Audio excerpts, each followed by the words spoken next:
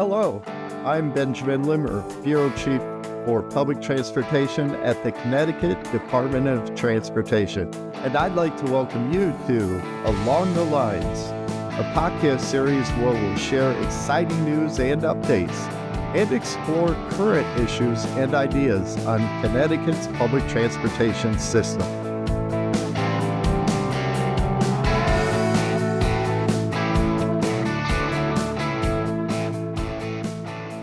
Some very exciting developments are on the horizon for Stamford, Connecticut. As the second most populous city in the state and a major economic hub, Stamford is home to a thriving financial district with Fortune 500 companies and major corporate offices.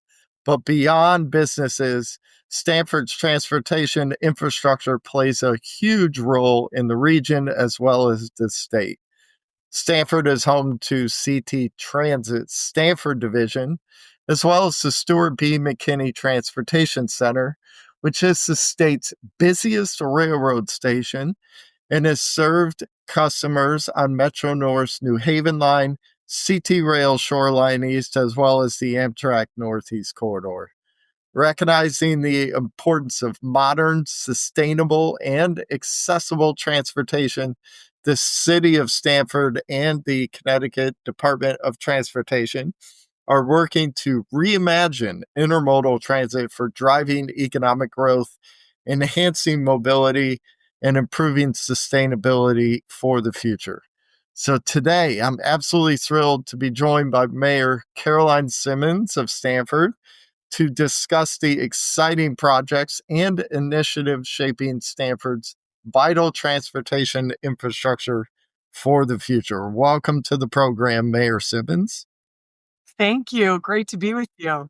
All right. So first things first, just for those who are unaware or unfamiliar, your city is in the midst of the Stamford 2035 comprehensive planning process.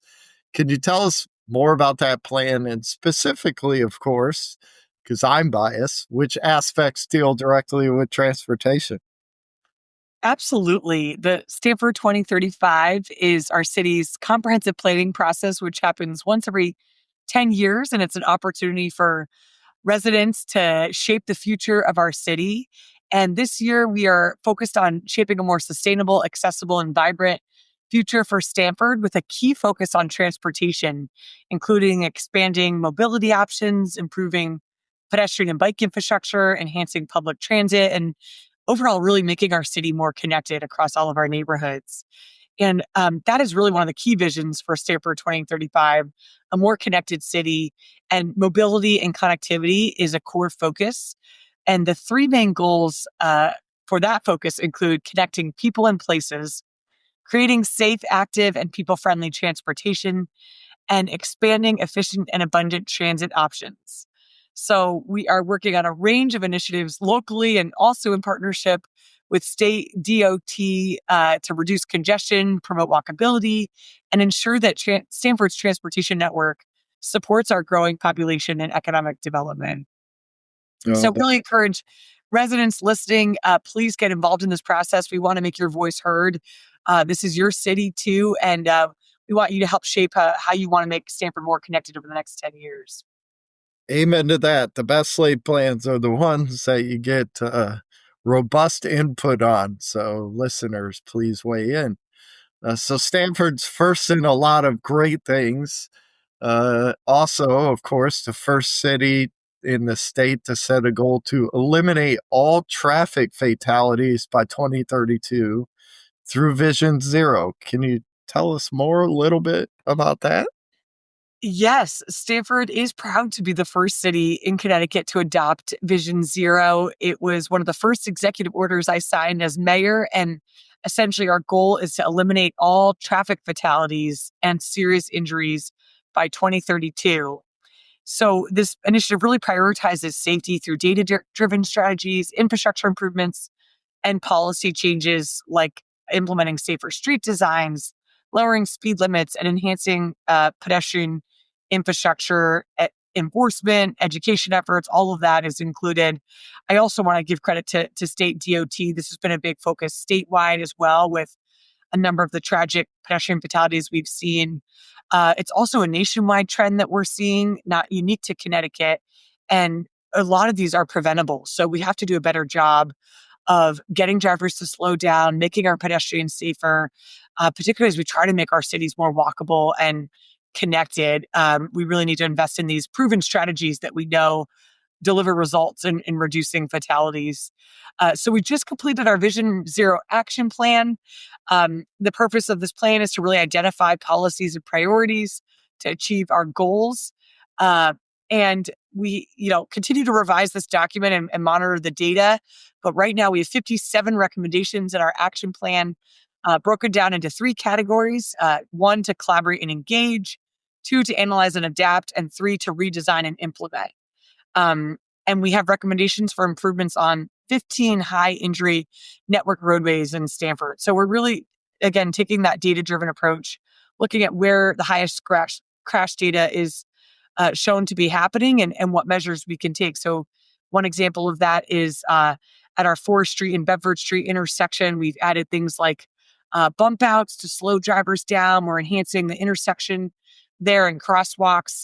We've also worked with DOT on our state-owned roads like Washington Boulevard to do a road safety audit and other measures. And so we're making progress, but still a lot of more work to be done on this front. Yeah, huge lift, but kudos to you and the team for having an ambitious vision of the future as it relates to many things, including safety. So on a previous episode of this podcast, we of course talked about microtransit, which I understand you all, of course, have a pilot microtransit service that is active in Stamford called Stam Forward. I believe I was with you the day that we launched the service. How has this service been received by the public? How does this innovative program benefit your city and its residents? Just wanted to update on Stam Forward.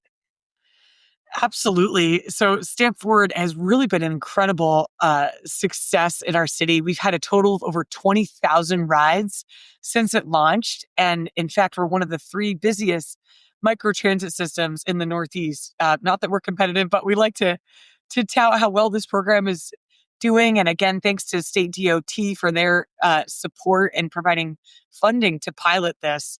Um, so just to dig into the numbers a little more, we average about 5,500 rides a month and have seen significant demand. And for anyone who's listening, who's trying to sort of picture what this is, it's essentially a ride share service. So you'll see these cars across Stamford that has the Stam Forward logo. You can download the app, and if you need to get to a doctor's appointment or get to the train station or to work, you can just request a ride. It comes to you within 5 to 10 minutes. It's about $1.85, so much cheaper than taking a taxi or an Uber, and it can get you directly from point A to point B. So really focused on connectivity and accessibility. We also have a discounted rate if you're a senior or an individual with a disability. It's less than $1 a ride. So we're encouraging residents to use this. It helps mitigate traffic. It's better for our environment when people are carpooling, and it reduces, parking needs and all of that. So really encourage residents to check out Stam Forward.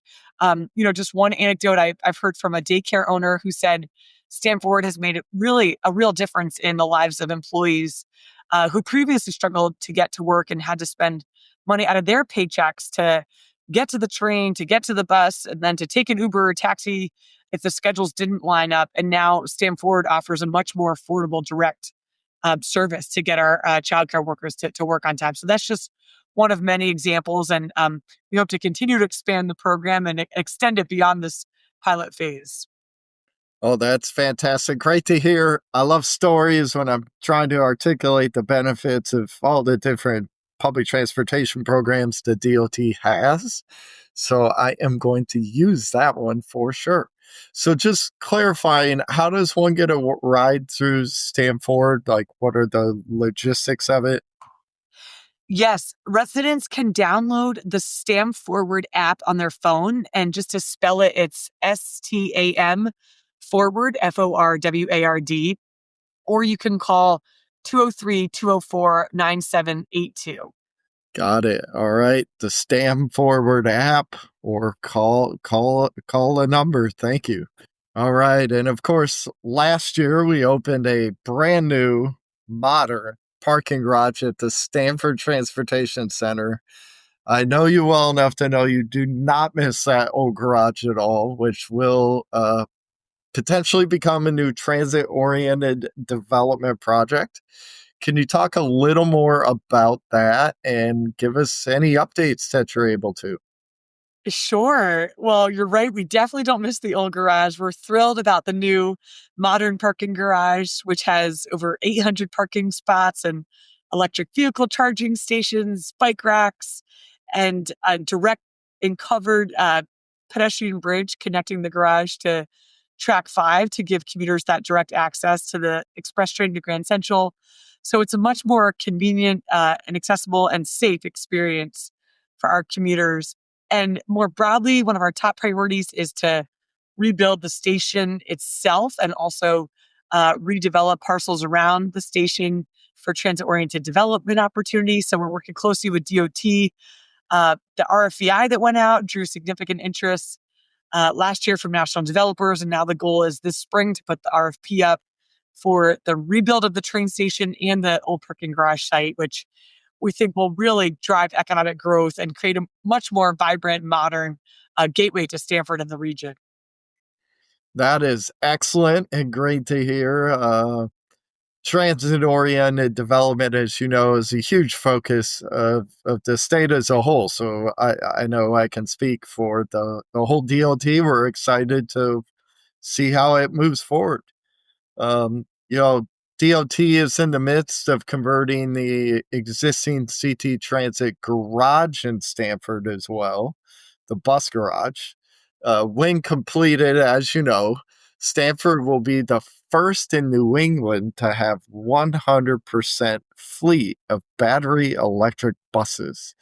So, how important is this to your community? It's incredible. This is a huge step forward for Stamford and a milestone for the state and the entire region. Transitioning to 100% battery electric bus fleet aligns with our city's commitment to sustainability and clean air and reducing our carbon footprint. And we know public transit plays a vital role on that front. One of our goals as a city is to reduce our carbon emissions. And we know as a state, nearly half of our carbon emissions come from the transit sector. So by transitioning to electric vehicles, we're going to make our air quality better.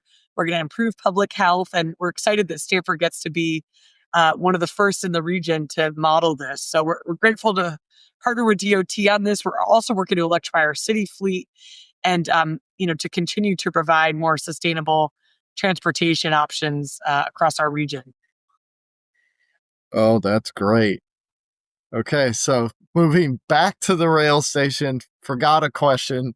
Of course, with the Stamford Transportation Center, DOT recently published the Stamford Transportation Master Plan.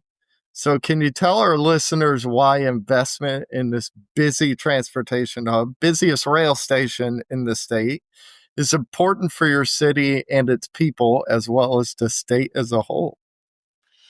Yes. Well, the Stanford Transportation Center is really the gateway between New York and Boston. In fact, it's the busiest train station on the Metro North Line outside of Grand Central Station. And so it's a critical transit hub for the region. It connects thousands of daily commuters to jobs, businesses, and opportunities, and it plays a vital role in Stanford's economy. So the Stanford Transportation Master Plan is going to help ensure this train station gets much needed upgrades and investment to improve things like safety, accessibility, and efficiency for the thousands of commuters who rely on it daily.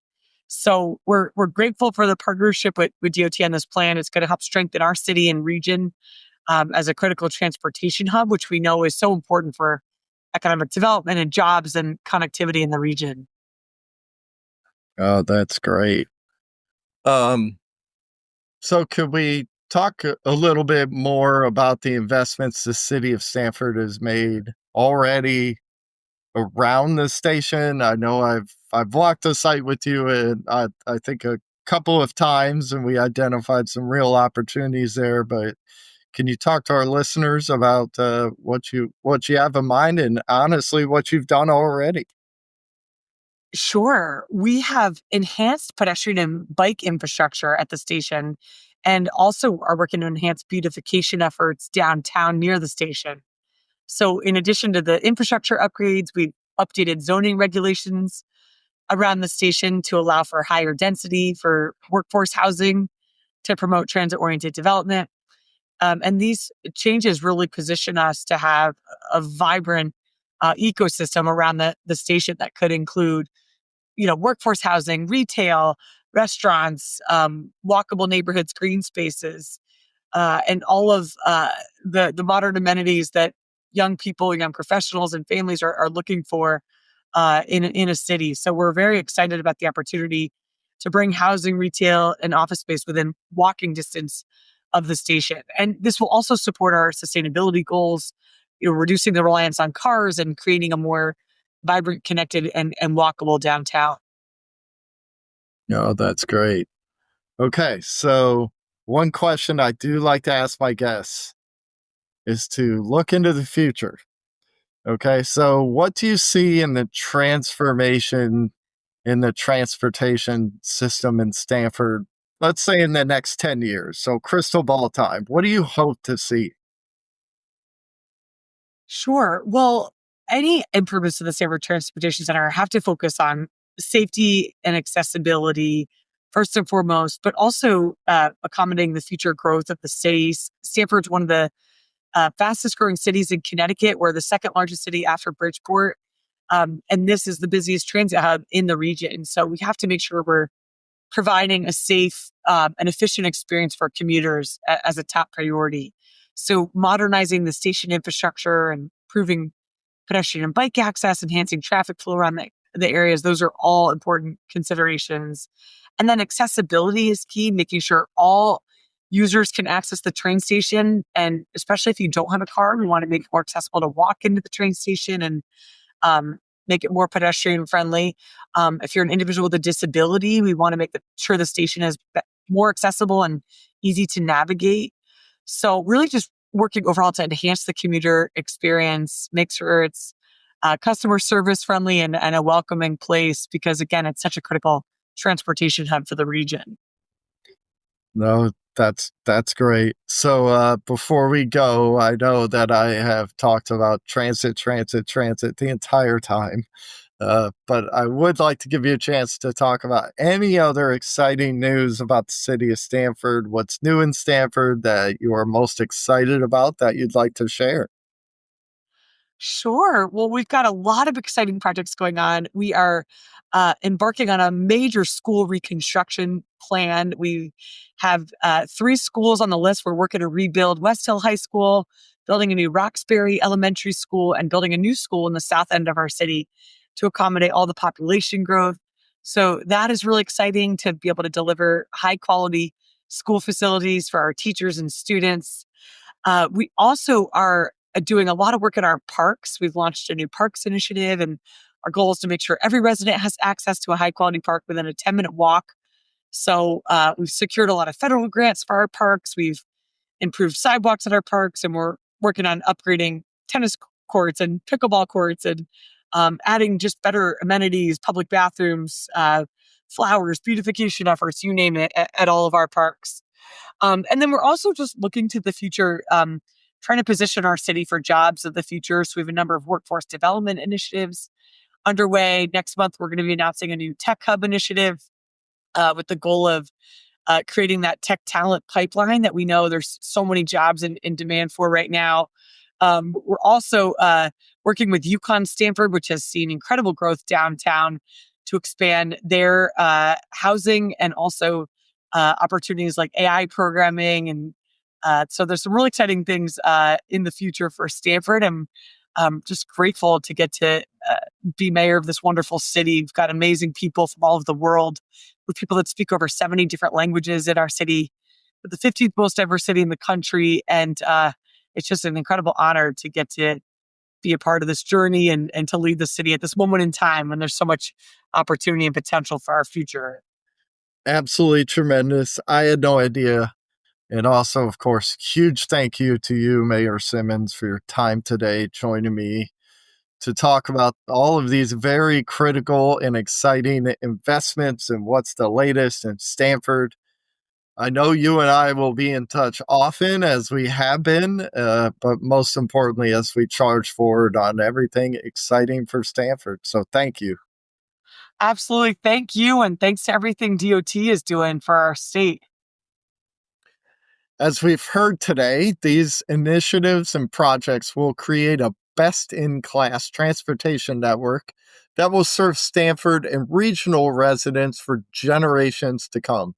Mayor Simmons highlighted how these key investments will not only drive further economic and community development, but also will enhance accessibility and connectivity, benefiting both Stamford as well as the region. Most importantly, though, these improvements are centered around enhancing the customer experience, our North Star that guides every decision we make with public transportation at the DOT. As we wrap up this episode, I encourage you to take a train to Stamford and experience this vibrant and evolving city for yourself. I'm Ben Limmer. Join us next time for another episode of Along the Lines.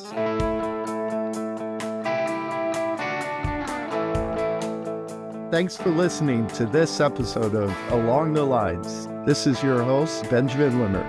If you've enjoyed this podcast, please remember to subscribe and share.